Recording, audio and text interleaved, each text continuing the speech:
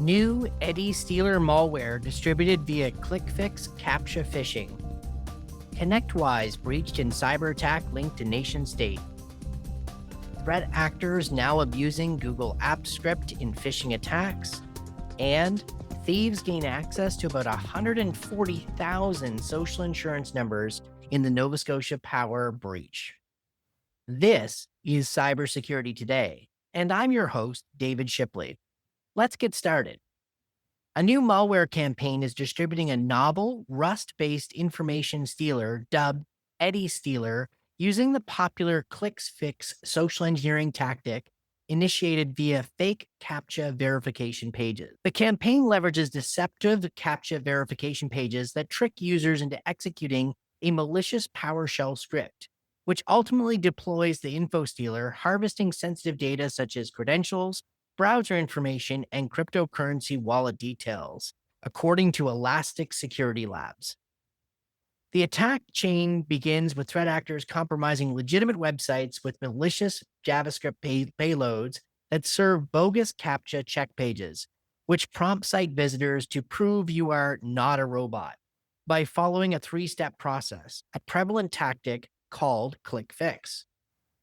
ClickFix involves instructing potential victims to open the Windows Run dialog prompt, paste an already copied command into the verification window, for example, the run dialog, and press enter. This effectively causes the obfuscated PowerShell command to be executed, resulting in the retrieval of the next stage of the payload from an external server. The JavaScript payload, gverify.js, is subsequently saved to the victim's download folder and executed using cscript in a hidden window. The main goal of this intermediate script is to fetch the Eddie Stealer binary from the same remote server and store it in the downloads folder with the pseudo-random 12-character file name. Written in Rust, Eddie Stealer is a commodity stealer malware that can gather system metadata, receive tasks from a command and control or C2 server, and siphon data of interest from infected hosts.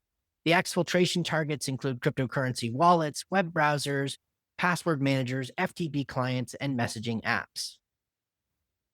IT management software firm ConnectWise says a suspected state-sponsored cyber attack breached its environment and impacted a, quote, limited number of ScreenConnect customers. ConnectWise said that it recently learned of suspicious activity within its environment that it believed was tied to a sophisticated nation-state actor, which they say affected a very small number of ScreenConnect customers in a brief advisory note. Quote, we have launched an investigation with one of the leading forensic experts, Mandiant. We have contacted all the affected customers and are now coordinating with law enforcement, end quote. ConnectWise is a Florida-based software company that provides IT management, remote monitoring and management, RMM, cybersecurity, and automation solutions for managed service providers and IT departments. One of its products is ScreenConnect, a remote access and support tool that allows technicians to securely connect to client systems for troubleshooting, patching, and system maintenance. As first reported by CRN, the company now says it has implemented an enhanced monitoring and hardening of security access across its network.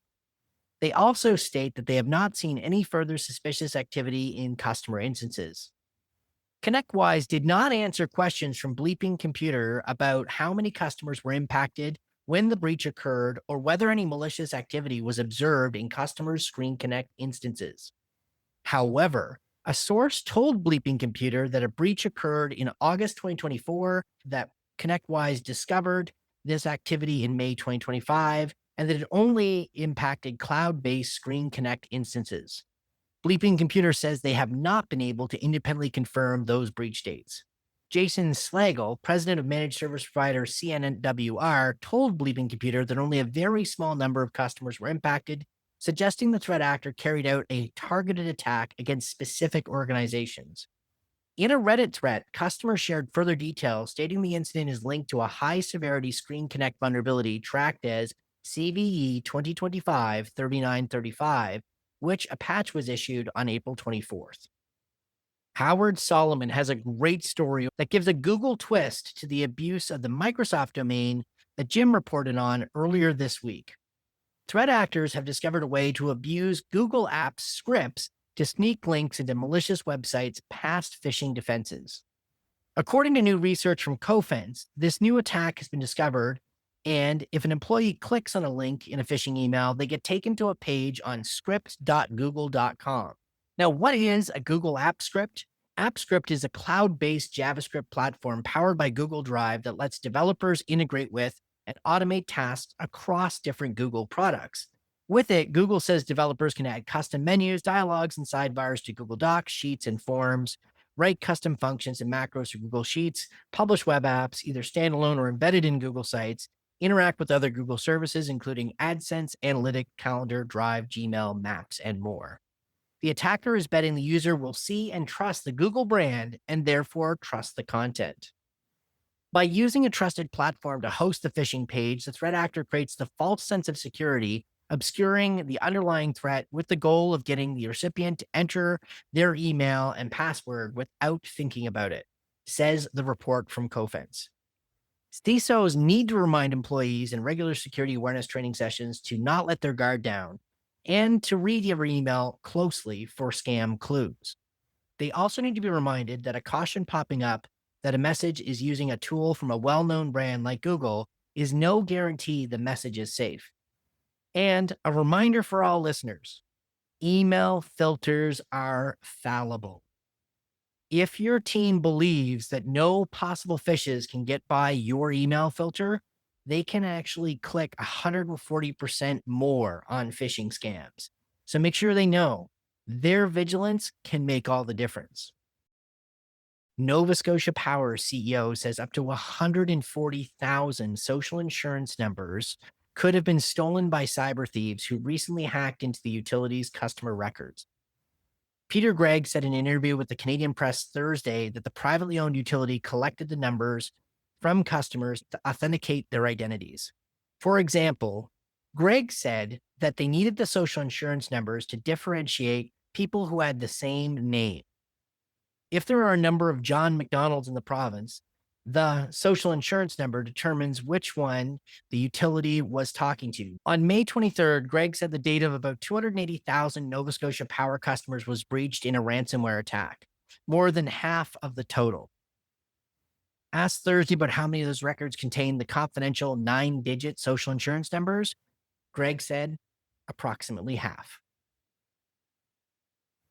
This breach continues to be among the largest, at least in Canada, but likely increasingly in North America, of a utility with highly sensitive customer data exposed. If you've enjoyed today's episode, please consider liking and sharing it. We want to help even more people stay on top of the crazy world of cybersecurity. We are always interested in your opinion, and you can contact us at editorial@technewsday.ca or leave a comment under the YouTube video. I've been your host, David Shipley, sitting in for Jim Love, who will be back on Wednesday. Thanks for listening.